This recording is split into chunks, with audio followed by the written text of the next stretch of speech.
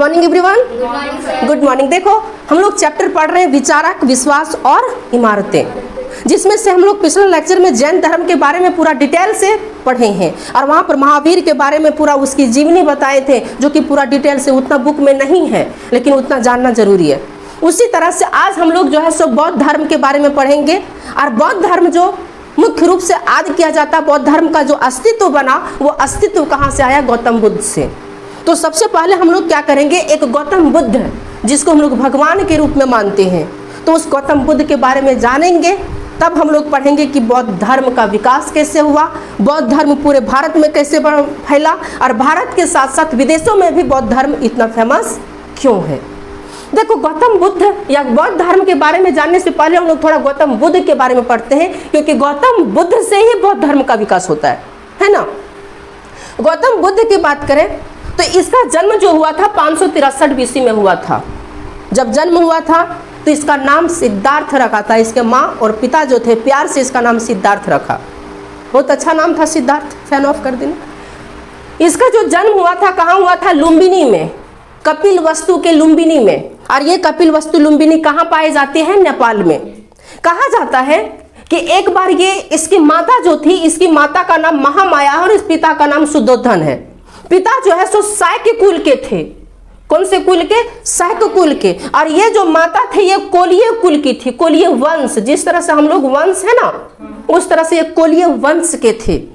कहा जाता है कि एक बार ये मायके जा रही थी, नेहर समझती हो ना, तो नेहर जा रही थी महामाया, और उसी बीच में इसको दर्द उठता है। प्रेग्नेंट थी, दर्द उठता है, तो दर्द उठने के बाद जो है सो इसको रोड पर ही, जैसे कि जो मायके जाने के रोड पर ही इसका प्रसव करवाया गया, और इसे जो है सो एक संतान की प्राप्ति हुआ, जिसको हम लोग कहते हैं गौतम बुद्ध। बहुत मांगने के बाद, बहुत मांगा, पता नहीं कितने दर मांगा, तब जाकर के एक पुत्र की प्राप्ति हुआ इस राजा को, और उस राजा का उस पुत्र का नाम रखा इन्होंने सिद्धार्थ। सिद्धार्थ जो है, समझो कि ये कितना, इसके घर वाले जो है सो कितना बदनसीब होंगे। जो ही सिद्धार्थ का जन्म हुआ 7 दिन हुआ ही कि इसकी माता जो है सो इसे छोड़ करके चली गई हमेशा हमेशा के लिए। इसकी मौत हो गई, मर गई इसकी माता, मर गई। तबीयत खराब की वजह से इसकी माता मर गई। कुछ इतिहासकार लिखते हैं कि इसका तबीयत खराब था, कुछ इतिहासकार लिखते हैं कि इतना दर्द इसको हुआ था प्रसव पीड़ा में कि इस दर्द को ये झेल नहीं पाई थी, जिसकी वजह से दर्द से ये जो है सो 7 दिन तक रही। उसके बाद ये मर गई। अपने बच्चे का अच्छा से इन्होंने लालन पालन भी नहीं कर पाई। तब जाकर के लोग सोचने लगा कि अब इसका लालन पालन कैसे होगा। तो पता है, एक पुत्र यदि कोई बच्चा होता है, छोटा बच्चा, तो उस छोटा बच्चा को माँ के अलावा यदि कोई सबसे ज़्यादा स्नेह करता है तो उसकी मौसी होती है, या तो उसकी नानी होगी, दादी भी होती है, समझी कि नहीं। सौतेली माँ बहुत कम होती है।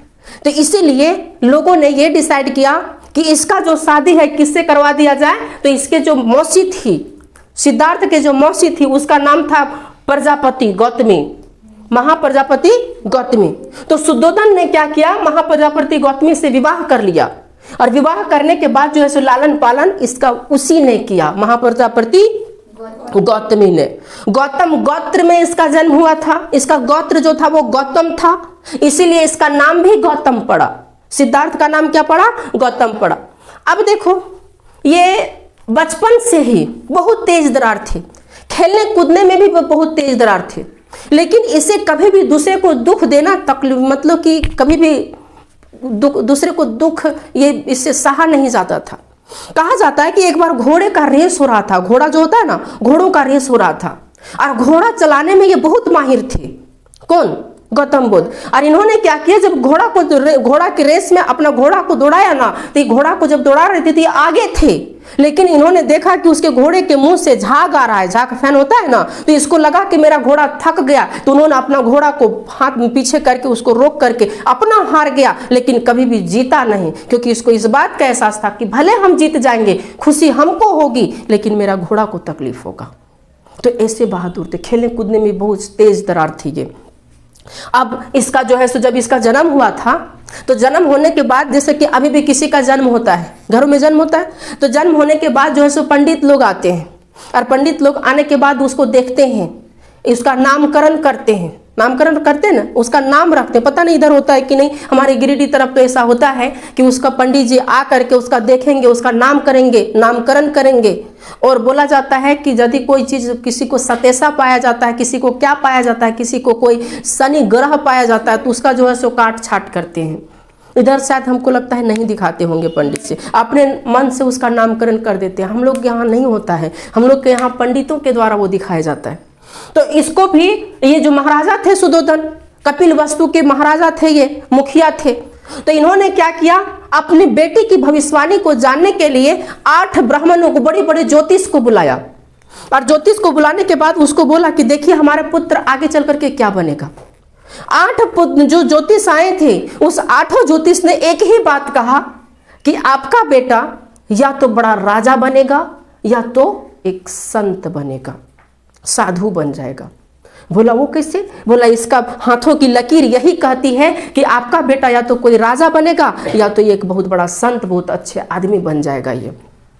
अब इसको इस बात का टेंशन हो गया कि यदि ये संत, पहला बात तो सही था कि राजा बना तो वो ठीक है, इसके पिता को भी लग रहा था कि एक ही बेटा है, राजा बनेगा तो ठीक है, लेकिन कहीं संत बन गया तब क्या होगा। इसीलिए इन्होंने क्या किया, अपने घर में ही पूरा राज ठाट इसको कर दिया, अपने घर के अंदर। अब इसे बाहर जाने की जरूरत ही नहीं था। इसके पिता को लगा कि बाहर जाएगा ही नहीं, पूरा दुनिया देखेगा नहीं, तो इसे बाहर जाने का मतलब नहीं बनेगा और बाहर जाने से इसको मन नहीं करेगा। इसीलिए इन्होंने ठंडा, गर्मी और बरसात के लिए अलग अलग महल बनवाया इसके लिए। इसको पढ़ाने के लिए जो गुरु आते थे इसके घर में, और कहा जाता है कि इसकी सेवा के लिए दास दासियों को रख दिया था। जितना दास दासियां चाहिए पूरा दास दासियां, इसके जो भी एंजॉय करना था, जो भी नाच गाना डांस मनोरंजन जो भी करना था, उसके लिए पूरा घर इसका राजमहल में ही व्यवस्था था। समझो इतना ठाट ऐशो आराम किसी की ज़िंदगी हो सकती है क्या? फिर भी इतना ऐशो आराम ज़िंदगी होने के बावजूद भी ये घर में नहीं रहा। अब देखो, जब इतना व्यवस्था होने के बाद भी जब ये 16 वर्ष के हो गए, तो अब इस लोगों को, इसके पिता को लगा कि अब इसका विवाह कर दिया जाए। तो इसको लगा कि विवाह यदि हम सुंदर कन्या से करेंगे तो उस सुंदर कन्या के मोह में आकर के इस तरह से आकर्षित हो जाएंगे ना कि फिर वो संत बनने के सोचेंगे भी नहीं। इसीलिए उसकी एक बहुत ही सुंदर राजकुमारी से उसका शादी होता है, और उस राजकुमारी का नाम क्या था? यशोधरा। उसकी पत्नी का नाम यशोधरा। बहुत ही सुंदर थी, खूबसूरत थी, और उस खूबसूरत पत्नी से इसका शादी होता है, खूबसूरत राजकुमारी से। ये भी राजकुमारी थी, ये भी राजकुमार था। इसका गृहस्थी बहुत ही अच्छा चल रहा था। इसका गृहस्थी जो है सो बहुत ही अच्छा चल रहा था, और इतना अच्छा चल रहा था कि बहुत जल्द इसको एक पुत्र की प्राप्ति हुआ। और इसका बेटा जो बना, वो बेटा कौन हुआ? राहुल। उसका नाम क्या पड़ गया? राहुल। लेकिन धीरे धीरे कहा जाता है ना कि इसके मन में थोड़ा तकलीफ, इसके मन में थोड़ा लगने लगा कि अब ये क्या हो रहा है हमारे साथ, हम किस जिंदगी में जी रहे हैं। कहा जाता है कि एक बार वो भ्रमण करने के लिए अपने घर से बाहर निकला, और जब भ्रमण करने के लिए अपने घर से बाहर निकला ना, तो इसके जो सारथी थे, सारथी का नाम चन्ना था, और इसके जो घोड़ा थे, घोड़ा का नाम कथक था। वो चन्ना और कथक को लेकर के ये भ्रमण करने के लिए बगीचा में टहलने के लिए निकला। देखो, निकलने नहीं दे रहा था, लेकिन जिद कर दिया पिता को कि नहीं, हमको जाना है तो जाना, हम जाएंगे तो जाएंगे, आप रोक नहीं सकते हैं। तो इसको जो है सो बेचारा सोचा कि जाने दे, नहीं जाने देंगे तो फिर कोई गारंटी नहीं है, एक लौता बेटा है, समझा कि नहीं। भेज दिया, बोला जा। जब गया तो सड़क में जब ये जा रहे थे तो उन्होंने एक वृद्ध व्यक्ति को देखा, बुढ़ा आदमी को। और बुढ़ा आदमी को जब देखा ना तो उसका दांत टूटल था, उसका मसूड़ा पूरा लड़कल था, उसका कमर झुक गई थी, वह ये लाठी लेकर के चल रहा था, उसका बाल उल पूरा पक गया था, समझा कि इसका मांस जो है सो पूरा उसका हड्डी से छोड़ दिया था और चल रहा था। अब वो देखा, इस तरह का सीन देखा तो उसको विचित्र लगा। वो चन्ना को पूछता, अरे चन्ना ये क्या है रे? बोला कि इंसान है महाराज, आप इसको नहीं जानते? बोले ये कैसे हो गया ऐसा? फिर चन्ना ने बोला कि महाराज इसकी उम्र हो गई है, ये बुढ़े हो गए हैं, और बुढ़े होने के बाद उसके दांत उत सब टूट जाते हैं, उसके मसूड़ा वगैरह सब इसी तरह झूल जाता है, इंसान इसी तरह बन जाता है। बोला अरे चन्ना, हम इसी तरह बन जाएंगे? बोला हाँ महाराज, आप भी इसी तरह बन जाइएगा। बोला अरे गजब गजब का खेला, ही तो हम जान भी नहीं करते थे जिंदगी में ऐसा भी होता है सो। बोले चलो चलो आगे बढ़ाओ, रथ को देखते हो और क्या मिलता है। फिर आगे बढ़ा तो एक रोगी व्यक्ति मिला। रोगी समझते हो ना, बीमार इंसान। बीमार इंसान जो मिला, इतना बीमार हो गया था कि उसका पूरा मुंह वगैरह सूख गया था, और उसका शरीर उरीर कुछ काम नहीं कर रहा था। कराह रहा था, जिस तरह कोई बीमार इंसान नहीं कराता, आ पूरा एकदम चिल्ला रहा था। और उसको जो है सो दो इंसान पकड़ करके, एक इधर से एक इधर से, हाथ से पकड़ करके उसको ले जा रहा था, तब वो चल पा रहा था।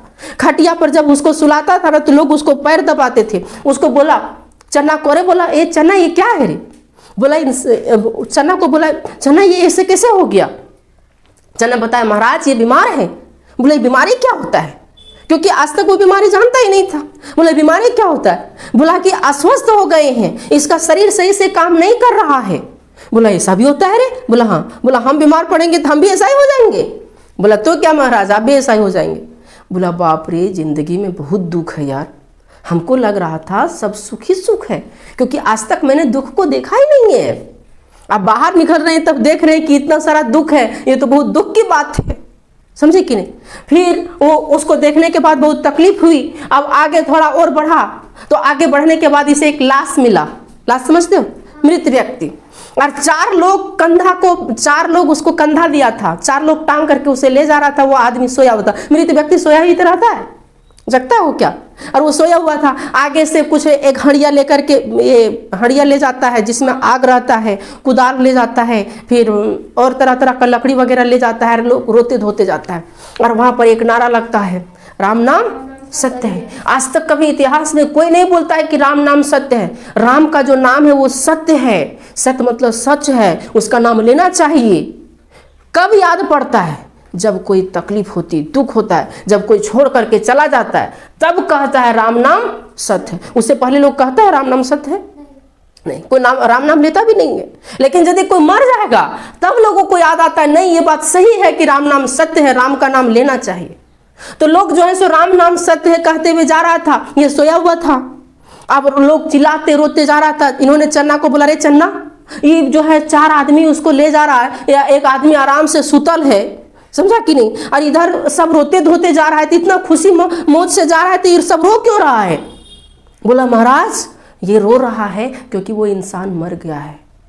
मरना क्या होता है रे? इसको इस बात का भी पता नहीं था। मरना क्या होता है, मृत क्या होता है रे? इतना बड़ा हो गया था, नहीं कहा सही में। अब पता नहीं, होता होगा पता, अब कैसे कहें। बोला मरना क्या होता है? बोला कि महाराज अब इसका शरीर काम नहीं करेगा, अब ये चले गए हैं परलोक, इस दुनिया को छोड़ करके।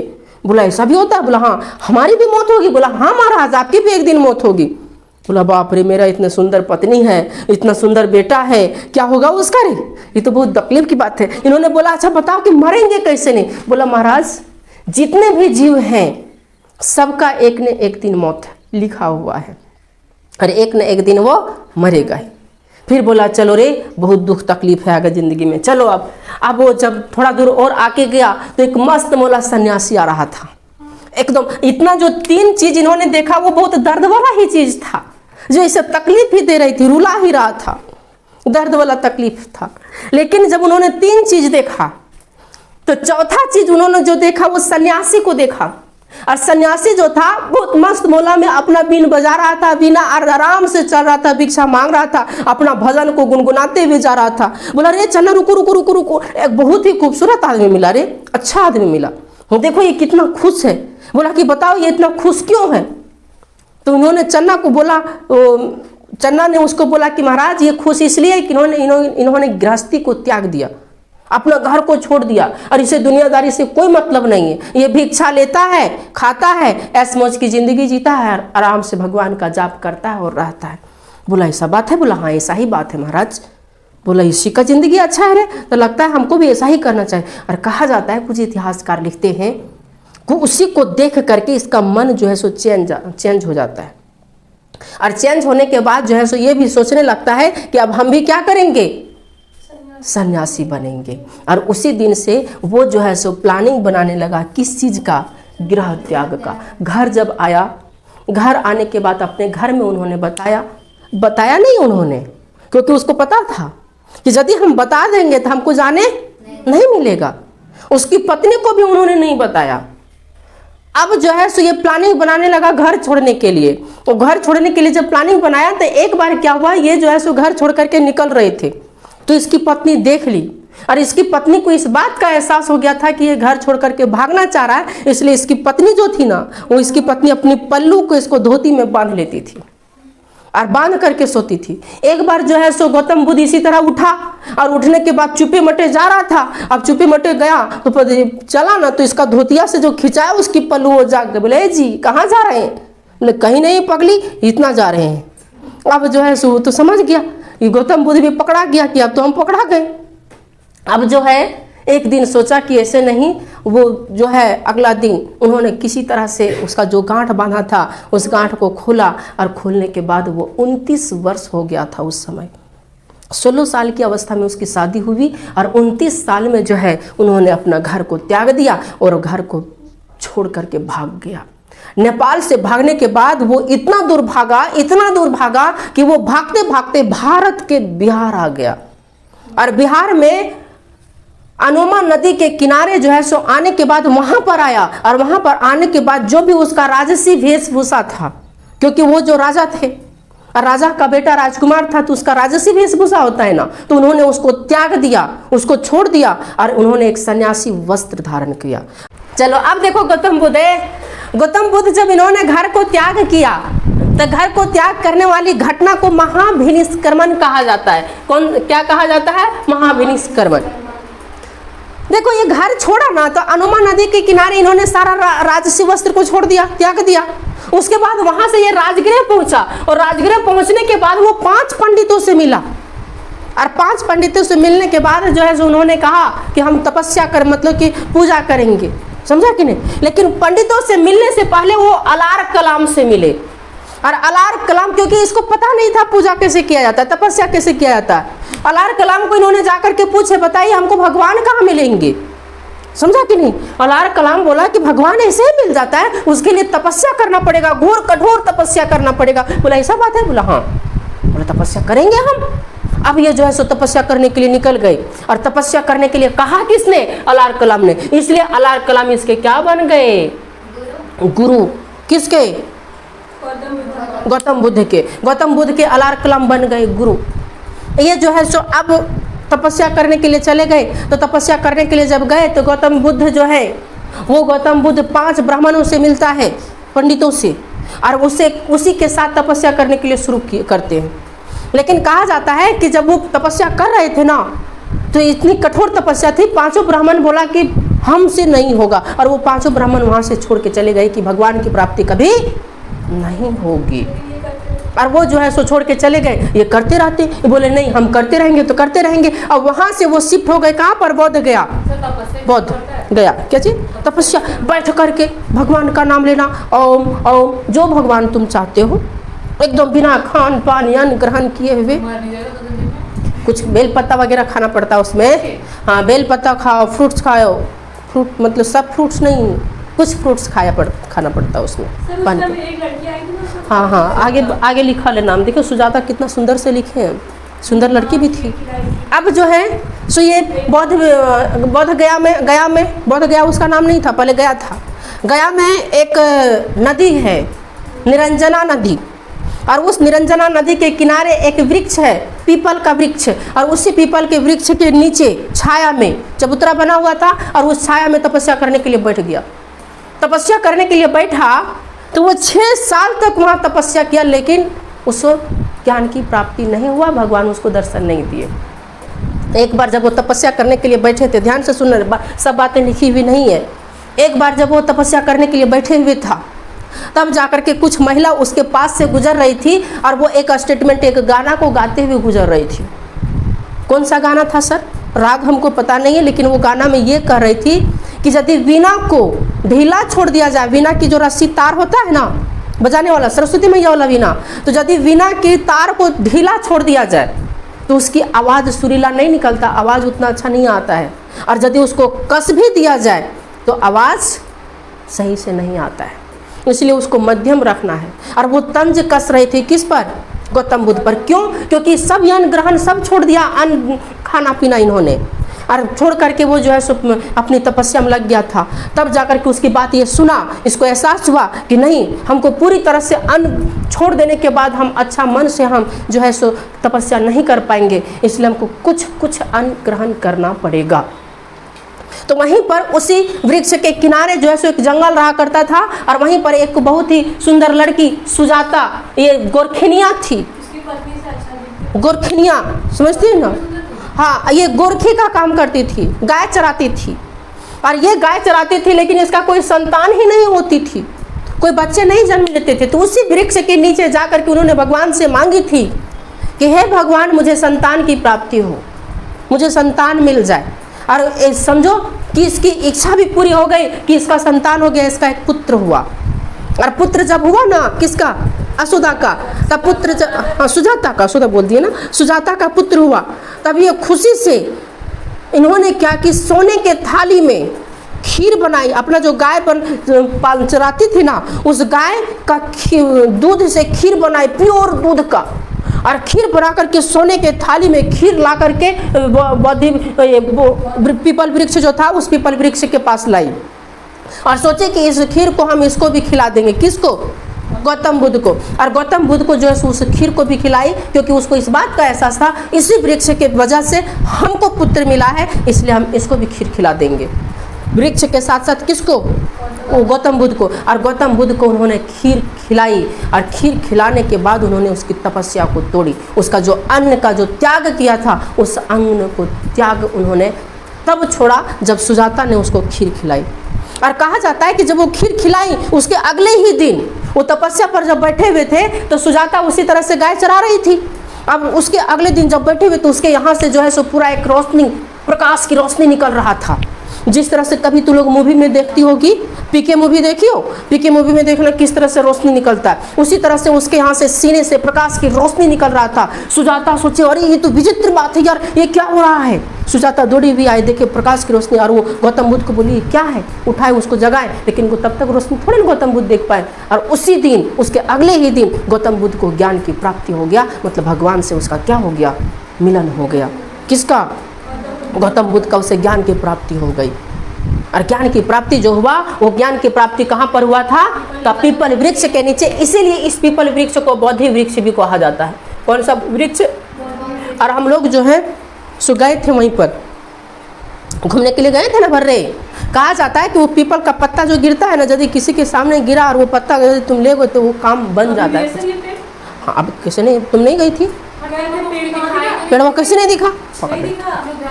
इधर पेड़वा था, सो पीपल वाला पेड़वा नीचे सब बैठी हुई थी, और पीपल एक पत्ता गिरा मेरे सामने। हम जैसे उठाने गए, तैसे वो कोई संत आए, वहीं जैन धर्म मानते हैं, और रिसीव कर लिए। बोले चलो कोई बात नहीं, किसी को तो मिला। अभी भी ये धारणा माना जाता है कि उसके जो पत्ते हैं ना, यदि पत्ते किसी पर गिरते हैं या किसी के सामने, और वो पत्ते कहीं ले लेते हो और कहीं कुछ शुभ काम करने के लिए जाओगे, तो उस पत्ते को साथ में रखने के बाद वो काम बन जाता है। वो जरूरी नहीं सबके पास नहीं गिरता है, सबके नसीब में नहीं होती है। क्या तोड़ना नहीं है ना, तोड़ने देगा ही नहीं वहाँ कोई। वहाँ जैन धर्म के लोग तोड़ नहीं, देखिए कितना अच्छा सब था, देखिए कि नहीं, तो वहाँ तोड़ने देगा? लगता है नहीं, तोड़ने नहीं देगा।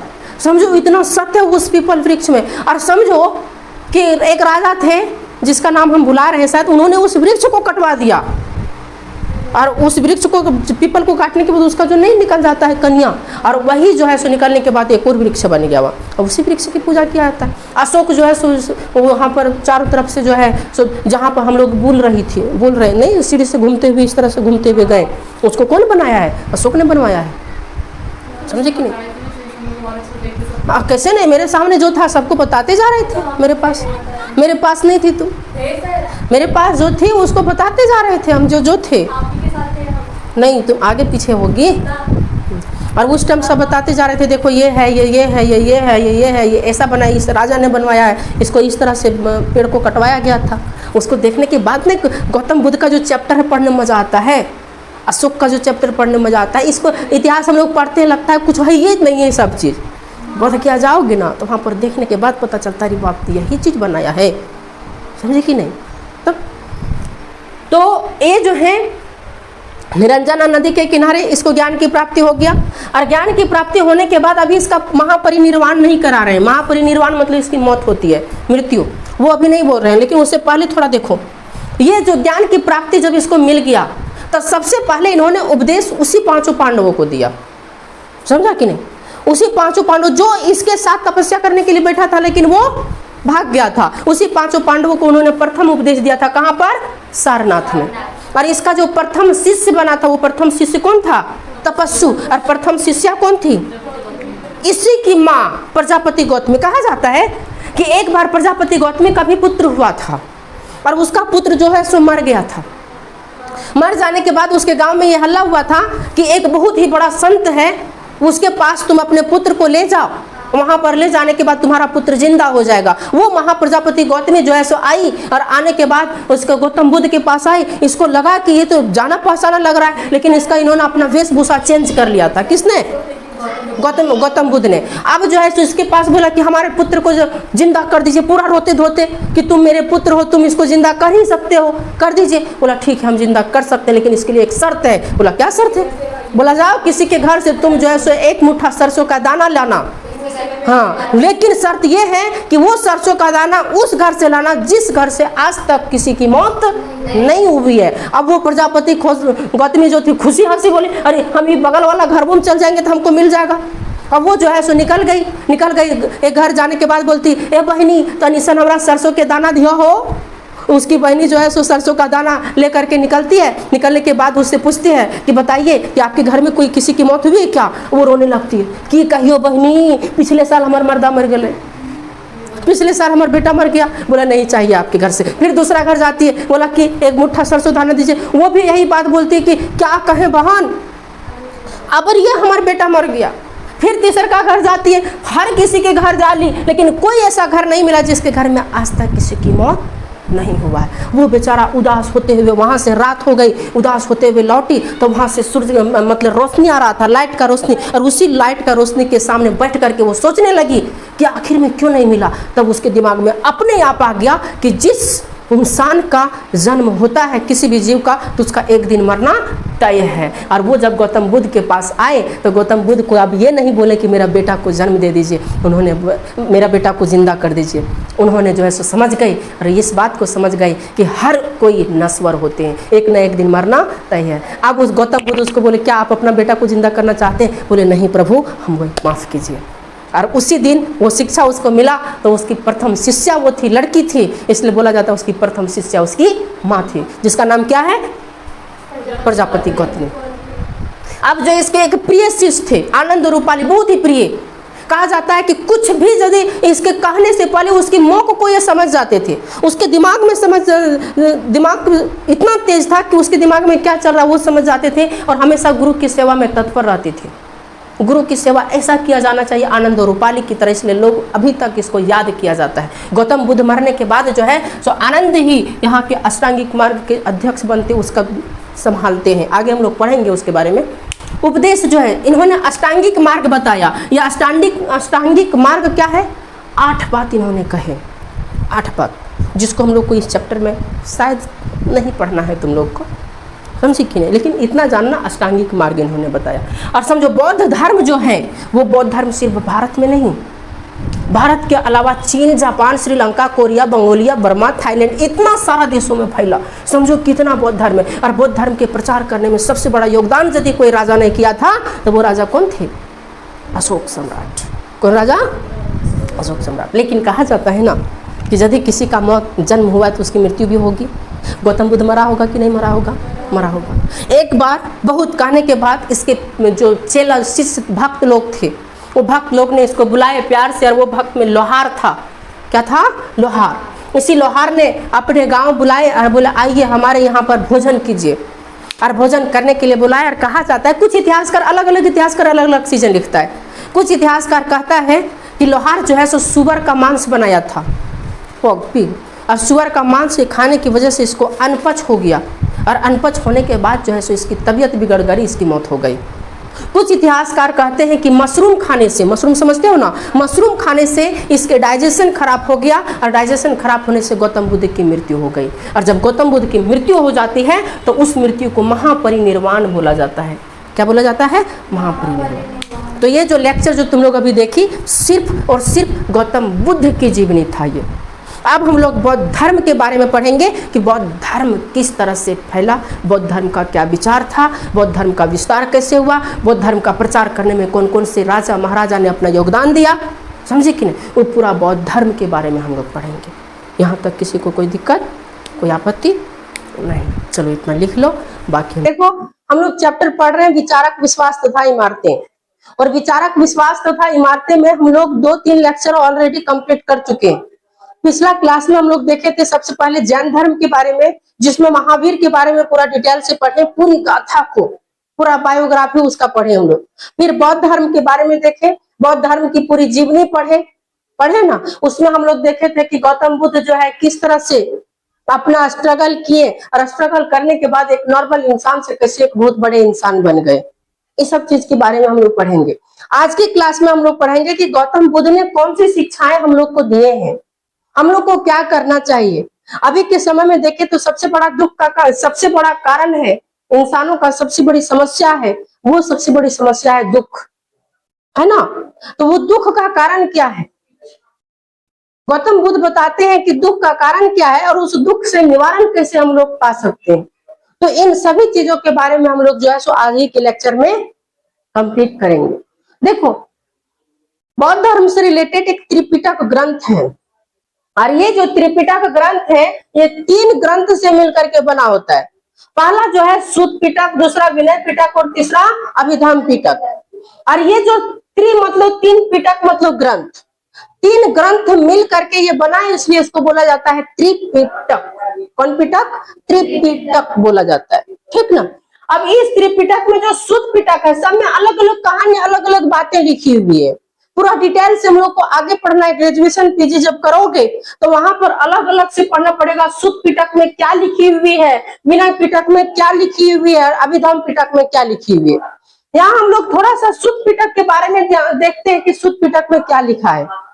सूत पिटक जो है इसमें लिखा है अलौकिक शक्ति का वर्णन किया गया है। अलौकिक शक्ति किसका? तो बौद्ध का। जो गौतम बुद्ध था उसको एक अलौकिक शक्ति कैसे मिला। जैसे हम लोग पिछला क्लास में देखे थे कि गौतम बुद्ध जब 6 साल तक तपस्या किया, तो 6 साल तक तपस्या करने के बाद उसे जब कुछ चीज की प्राप्ति नहीं हो रहा था, तो अचानक जो है उसके शरीर से एक ज्योति का पुंज निकलने लगता है। ज्योति, प्रकाश जलने लगती है, जिसको किसने देखी थी? सुजाता ने। और सुजाता ने जब उसको देखी तब जाकर के वो जो है ज्योति का पुंज निकल रहा था, सुजाता ने देखी, तब उनको पता चला और उसे ज्ञान की प्राप्ति हुआ था गौतम बुद्ध को। और ज्ञान की प्राप्ति जब हुआ था तो सुजाता ने ही उसका जो फास्टिंग है, उस फास्टिंग को सोने की थाली में खीर परोस करके उसको खीर खिला करके उसका फास्टिंग को तोड़ी थी। ये बात तुम लोग को पता है ना। तो यहाँ जो है तो ये सारा चीज जो उसे अलौकिक शक्ति मिल गया, उसको ज्ञान मिला, मतलब क्या हो गया? स्पेशल पावर मिल गया। तो वो जो स्पेशल इसे पावर मिला, वो स्पेशल पावर का वर्णन कहाँ किया गया है? तो वो सूत पिटक में, कि कैसे उसे अलौकिक शक्ति मिला, कैसे वो इतने बड़े बन गए, तपस्या जो की, तपस्या करने के बाद किस तरह से उसे ज्ञान की प्राप्ति हुआ। इन सभी चीजों का एक्सप्लेन जो किया हुआ है, कौन से बुक में किया हुआ है? सूत पिटक में। आगे है कि विवेक और तर्क के आधार पर, ये कहते हैं कि कोई भी काम को विवेक और तर्क के आधार पर कीजिए। किसी भी काम को मेहनत के साथ विवेक होनी चाहिए और तर्क होनी चाहिए। ऐसा नहीं कि हम लोग पूरी गधा की तरह खटते रहे। गधा क्या होता है? गधा पूरी तरह से कपड़ा कितना माल धोता है, लेकिन कभी गधा से वो हाथी बन पाया, कभी गधा से वो घोड़ा बन पाया, जो कभी वो गधा से एक बड़ा इंसान उठा पाया दुनिया में। क्यों? क्योंकि उन्होंने कभी भी विवेक का इस्तेमाल नहीं किया, उन्होंने तर्क का इस्तेमाल नहीं किया, इसलिए वो गधा का गधे रह गया। तो उसी तरह से हम लोग भी कहीं काम करते हैं, कोई भी काम करते हैं, तो काम करने के अलावा हम श्रम के अलावा हम लोग को विवेक का भी इस्तेमाल करना चाहिए, बुद्धि का भी इस्तेमाल करना चाहिए। तुम लोग भी पढ़ रहे हो, बहुत पढ़ती हो, दिन रात पढ़ती होगी, लेकिन पढ़ने के बाद जो पूरी रामायण महाभारत की तरह आंसर लिख करके आ जाओगे फाइनल एग्जाम में, क्या नंबर मिल जाएगा? नहीं, कुछ लोग ऐसे होते हैं जो कम पढ़ के अच्छे नंबर लाते हैं, कैसे? तो उसके लिखावट के तरीके से, उसकी लिखावट बहुत अच्छे होते हैं। इसलिए जब भी एग्जाम में लिखो तो पॉइंट को पॉइंट सब पॉइंट बना करके लिखो, ताकि जो एग्जामिनर है वो एग्जामिनर जब तुम्हारी कॉपी देखे तो उसको तुम्हारी पॉइंट से ही प्यार हो जाए और पॉइंट को देख करके तुमको नंबर दे करके निकल जाए। समझे कि नहीं तो पूरा महाभारत ग्रंथ लिख दोगे तो क्या फायदा? कोई फायदा है? अब कोई भी क्वेश्चन, जैसे कि मान लो तुम्हारा एग्जाम हो रहा है, कोई भी क्वेश्चन पूछेगा गौतम बुद्ध की शिक्षाएं क्या थी, गौतम बुद्ध ने क्या शिक्षाएं दिया है, और तुम वहां उसकी जीवनी लिखने लगोगे, गौतम बुद्ध का जन्म यब हुआ था, तब हुआ था, ये किया वो किया, तो क्या उसे नंबर मिलेगा? नहीं मिलेगा। क्वेश्चन जो कह रहा है अपना विवेक का इस्तेमाल करना, अपना तर्क का इस्तेमाल करना है और तर्क और विवेक के साथ आंसर को लिखना है। तो वही कह रहे हैं गौतम बुद्ध कि यदि आपको सक्सेस पाना है, सफलता पानी है, जिंदगी जीना है, तो आप विवेक और तर्क के आधार पर कोई काम कीजिए, बुद्धि से काम कीजिए, उस पर सोचिए, विचारिए, तब जाकर के काम कीजिए। अचानक कोई फैसला मत ले लीजिए। ये हम नहीं कह रहे हैं, ये कौन कह रहा है? गौतम बुद्ध। समझे कि नहीं? इसके अलावा एक और किताब है जिसको हम लोग कहते हैं बौद्ध दर्शन। इस बौद्ध दर्शन में ये कहा गया है कि विश्व जो है सो अनित्य है। अनित्य मतलब ये लगातार चल रहे हैं, विश्व वर्ल्ड जो है सो लगातार चल रहे हैं, विकास कर ही रहे हैं। हम लोग को भी उसके साथ चलना चाहिए, लेकिन विश्व के साथ हम लोग को चलना चाहिए, लेकिन कभी भी कोई गलत काम नहीं करना चाहिए। क्योंकि यदि गलत काम करते हैं या कोई इच्छा ज्यादा करते तो हमारा दुख बढ़ता है।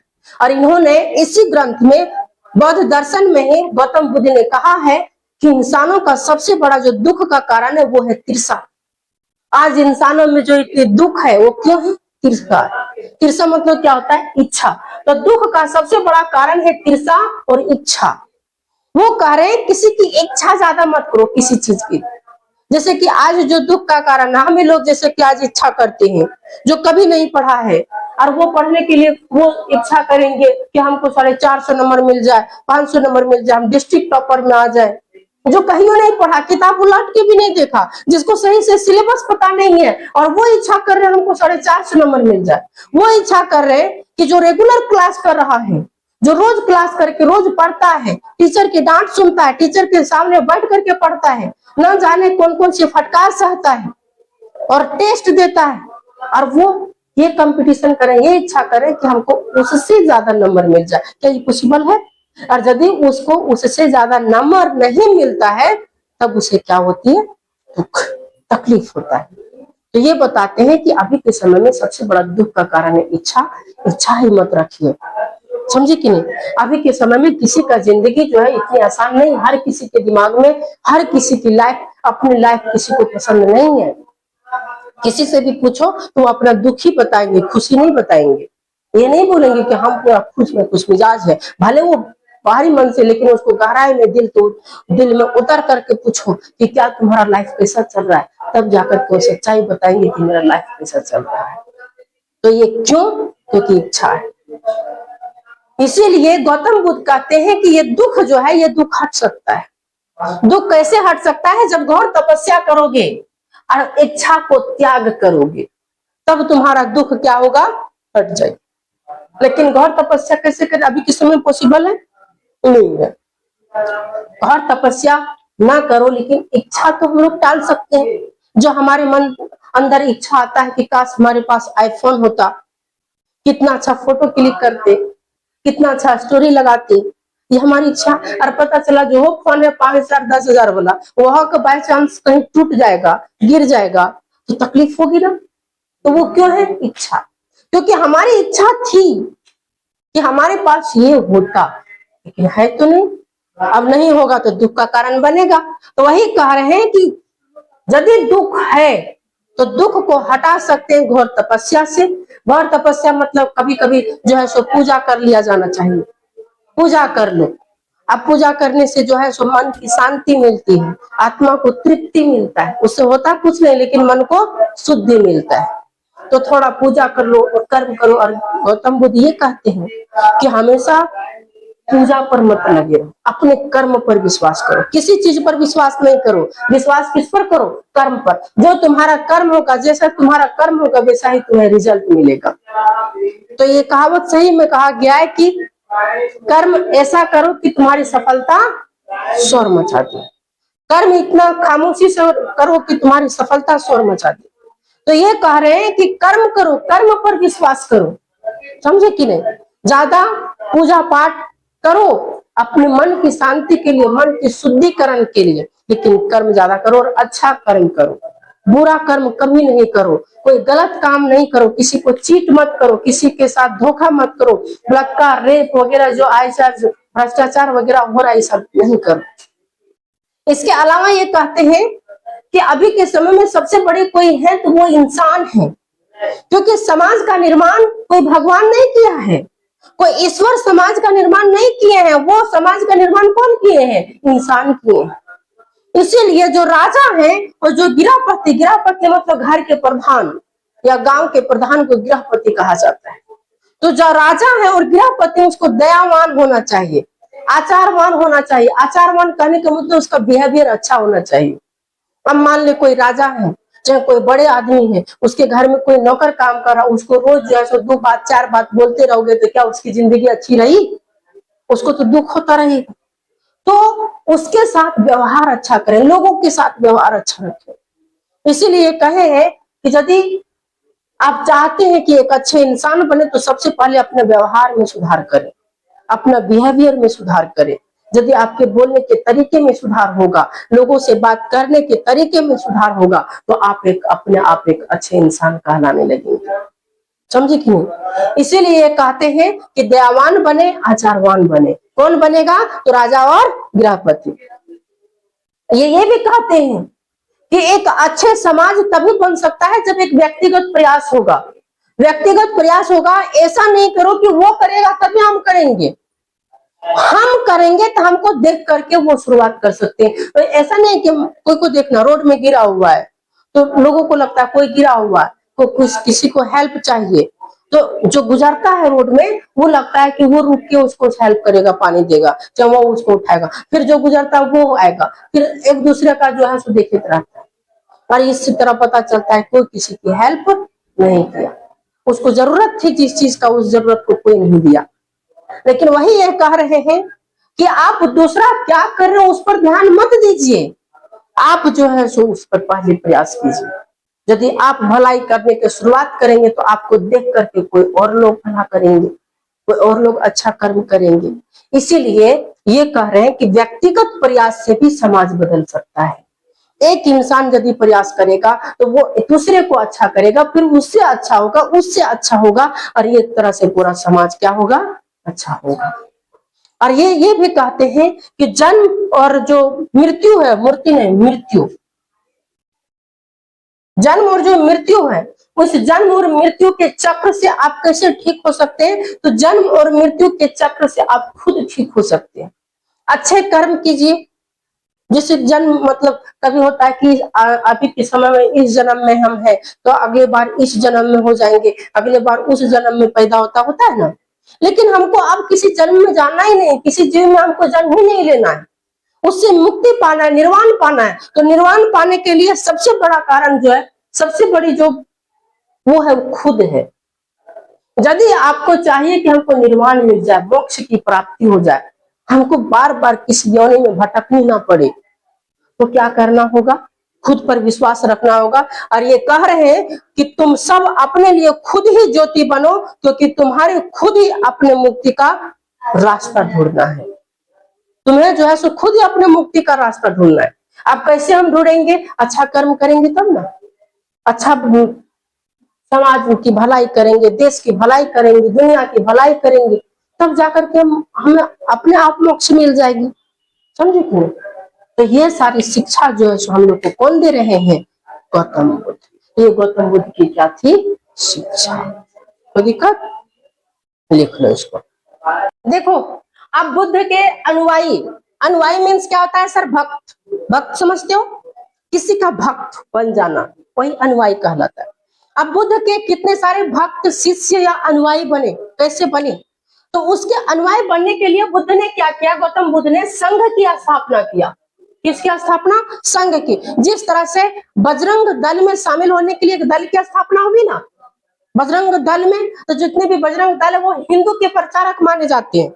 तो उसी तरह से बौद्ध धर्म के प्रचार के लिए या बौद्ध धर्म के विकास के लिए इन्होंने संघ की स्थापना किया, और जो लोग उस संघ में शामिल हो जाएगा समझो कि वो बौद्ध धर्म का भक्त बन गया। क्या बन गया? भक्त बन गया। समझा कि हुआ क्या?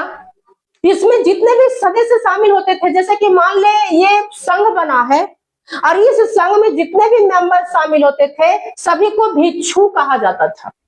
भिक्षु, कौन छू? भिक्षु। अब भिक्षु मतलब बिच्छू नहीं समझिए, भिक्षु है, भिक्षु कहा जाता था।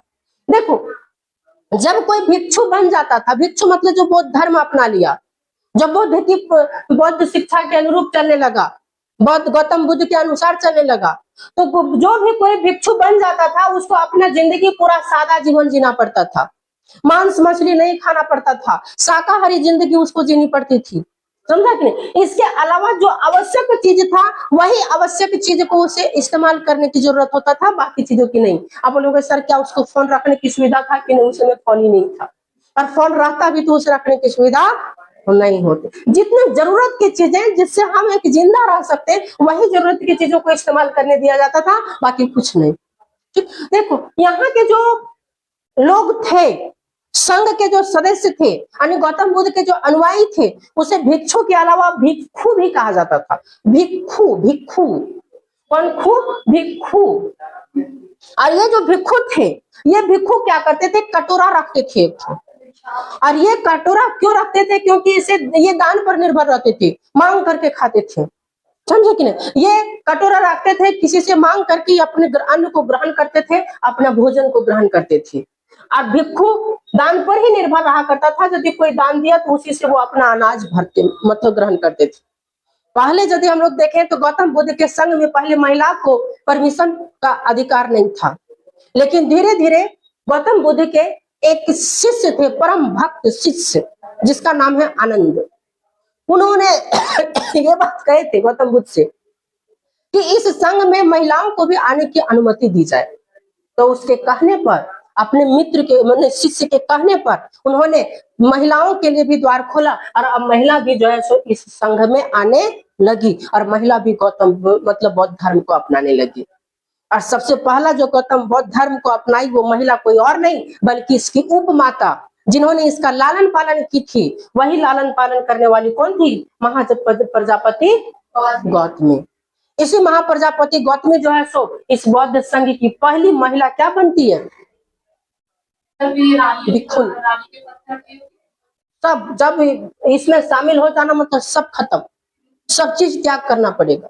और जब इन्होंने इसमें शामिल हो गई तो ये थेरी प्राप्त कर ली।